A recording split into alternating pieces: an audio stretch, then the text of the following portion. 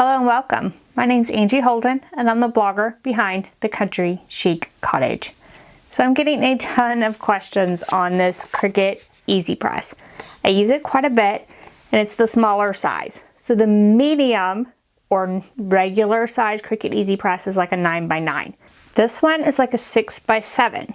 Now, the Cricut website, as well as any other website I can find, have been out of stock of these for months and months and months.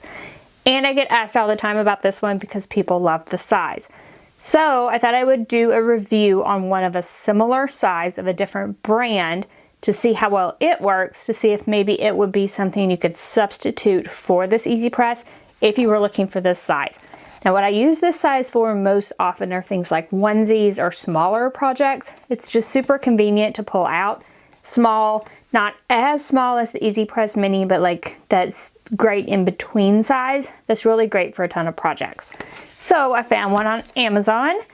It is a different brand. It is not the Cricut brand, but it is supposed to be the same size. So I thought we would open this box together, check out what's inside, use it on a few projects, and see if I like it.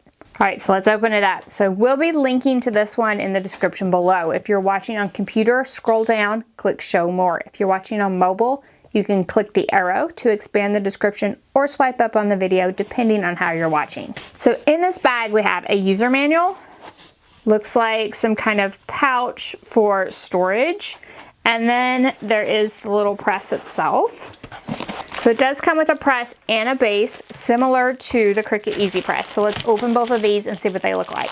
All right, so here's the Cricut EasyPress and here's the one I just picked up, and they are roughly the same size. The one that I just got from Amazon is not as wide. So it's more like a 5x7 instead of a 6x7. So a little bit smaller, but comparable.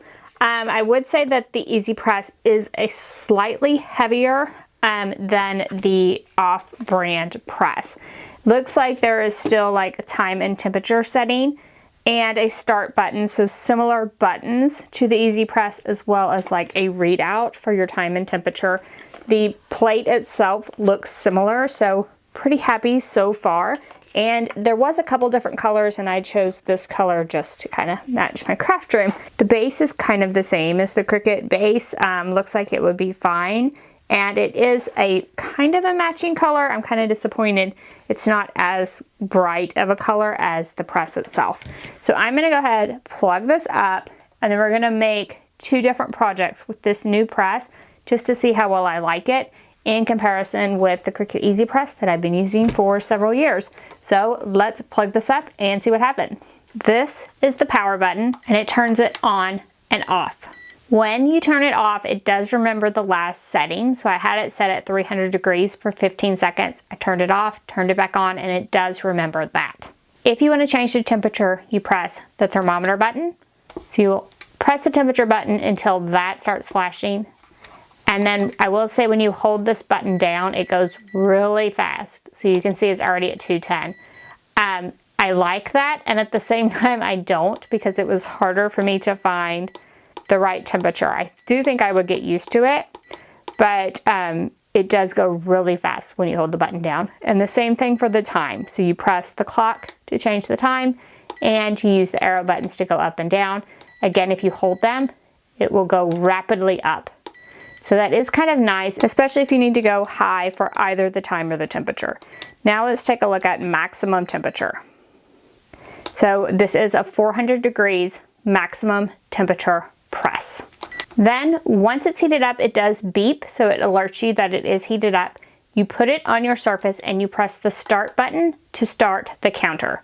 You can press the start button again to stop the counter. So the buttons themselves are similar to the Cricut EasyPress. So first I'm going to preheat the material. So I do think that the plate itself is not as smooth, so it does not glide as easily across the surface as the Cricut EasyPress does. It's a little rougher, but nothing that I can't handle. So I'll just preheat my surface for a few seconds.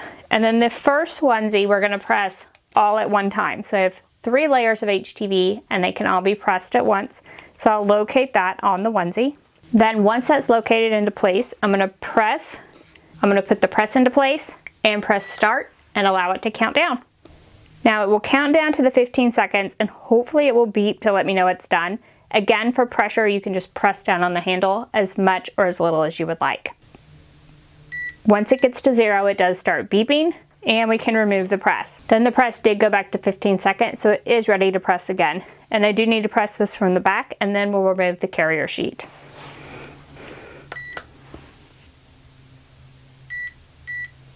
I'm going to go ahead and allow the carrier sheet to cool on this before I peel it back. Then, once it's cool, you can start lifting up the carrier sheets and pulling them back.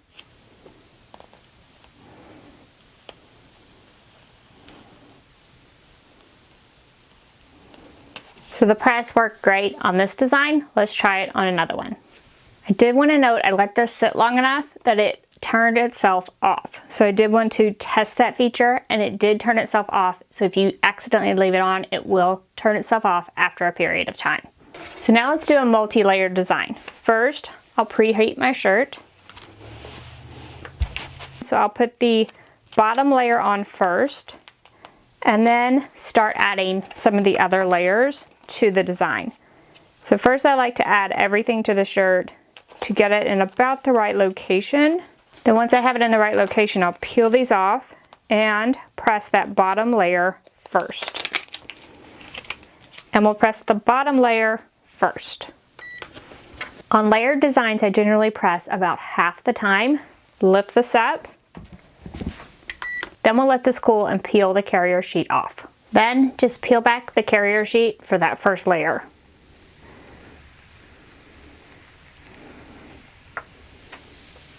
Then I can press these next 2 layers at the same time. So I trim the carrier sheet on the green so it's not over any of the black, and the carrier sheet of the black covers the entire pink layer so I don't have to worry about damaging it when I press. So I'll go ahead and press for the full time.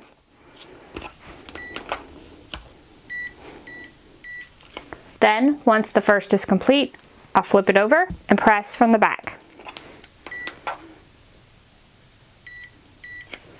Now I'll just let it cool before I peel back the carrier sheet. And then we'll just remove the carrier sheet from our other layers.